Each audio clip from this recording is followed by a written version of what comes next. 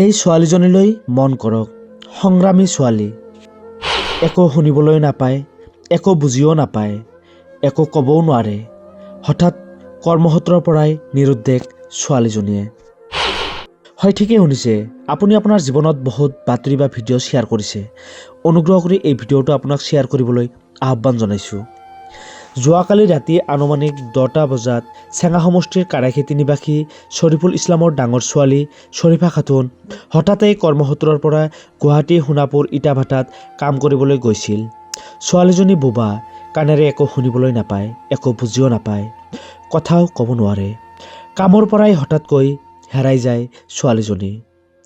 যদি কোনো সদাশয় ব্যক্তিয়ে ছোৱালীজনীক লগ পায় বা দেখিবলৈ পায়, তেন্তে 9394053670 অথবা 7002615300 এই নম্বৰত ফোন কৰিব।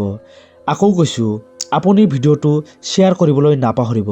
কিজানি আপোনাৰ এটা শ্বেয়াৰতে সেই পৰিয়ালটোৱে এই ছোৱালীজনীক ঘূৰাই পাব। News desk report, news 80 Assam.